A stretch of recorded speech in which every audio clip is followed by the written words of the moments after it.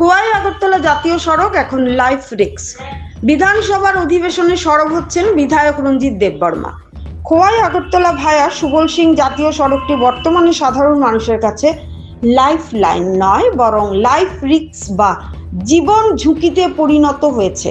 এই সড়কের বেহাল দশা নিয়ে বৃহস্পতিবার বিধানসভার একদিনের অধিবেশনে জিরো আওয়ারে সরব হওয়ার ইচ্ছা প্রকাশ করেছেন রামচন্দ্রঘাট বিধানসভা কেন্দ্রের বিধায়ক রঞ্জিত দেববর্মা। জাতীয় সড়কের বেহাল দশায় আটকে থাকা গাড়িতে বসেই বিধায়ক ক্ষোভ প্রকাশ করে জানান যে এই নির্মাণাধীন জাতীয় সড়কটি শোচনীয় অবস্থা নিয়ে তিনি ইতিপূর্বে মুখ্যমন্ত্রী ডক্টর মানিক সাহার দৃষ্টি আকর্ষণ করেছেন এবং গত বিধানসভা অধিবেশনেও বিষয়টি উত্থাপন করেছিলেন। কিন্তু দীর্ঘ সময় অতিক্রান্ত হলেও রাস্তার পরিস্থিতির কোনো উন্নতি হয়নি। উল্টে প্রতিদিন এই খানাখন্দ ভরা রাস্তা দিয়ে 15-20টি অ্যাম্বুলেন্স যাতায়াত করে, যা মুমূর্ষু রোগীদের জন্য অত্যন্ত বিপজ্জনক হয়ে দাঁড়িয়েছে। যাত্রীবাহী গাড়িগুলোকেও প্রতিদিন চরম ঝুঁকি নিয়ে চলাচল করতে হচ্ছে। রঞ্জিত দেববর্মা আরও উল্লেখ করেন, এই সড়কটি খোয়াই থেকে আগরতলা সংযোগের প্রধান মাধ্যম। শুধু খোয়াই নয়, কমলপুর ও কৈলাসহরের জনগণও এই পথ ব্যবহার করেন। বর্ষার পূর্ণ মরশুম শুরু হওয়ার আগেই যদি রাস্তার এই দশা হয়, তবে বর্ষায় জনজীবন সম্পূর্ণ অচল হয়ে পড়বে বলে তিনি আশঙ্কা প্রকাশ করেন।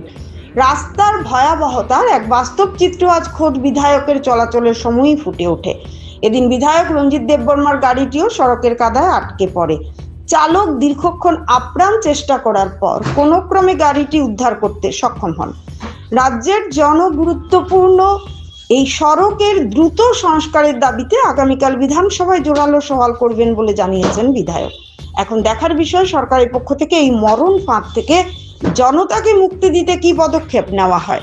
ত্রিপুরা থেকে গোপাল সিং এর রিপোর্ট, আসাম প্রাইম নেটওয়ার্ক। এই রাস্তার জন্য আমি মাননীয় মুখ্যমন্ত্রী মহোদয়কে চিঠি দিয়েছি এবং ত্রিপুরার বিধানসভায় গত বাজেট অধিবেশনে আমি উঠিয়েছি এই রাস্তাটা কি অবস্থা চলছে, অবস্থাটা আপনি দেখেন গাড়িটা কিভাবে উঠছে। এখানে জনসাধারণ যেভাবে অসুবিধা হচ্ছে দৈনন্দিন, মনে হচ্ছে আরো 2 দিন বৃষ্টি হলে রাস্তাটা বন্ধ হয়ে যাবে, তখন জনজীবন এমন দুর্ভোগ পোয়া হবে এটা বলার অপেক্ষার। এখানে বিশেষ করে এই রাস্তা এখন লাইফ লাইন, যে আসাম আগরতলা বা খোয়াই থেকে কৈলাসহর ধর্মনগর থেকে এই রাস্তাটা ম্যাক্সিমাম ব্যবহার হয় এবং দৈনন্দিন এই রাস্তা দিয়ে কমপক্ষে আপনার 15-20টা অ্যাম্বুলেন্স বিভিন্ন রোগী নিয়ে এখানে আগরতলায় চলে আসে।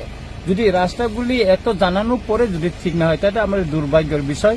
আগামীকাল আমাদের ত্রিপুরা বিধানসভায় একদিন অধিবেশন হচ্ছে, সেখানে আমি জিরো আওয়ারে উঠানোর জন্য আমি চিন্তা ভাবনা করছি।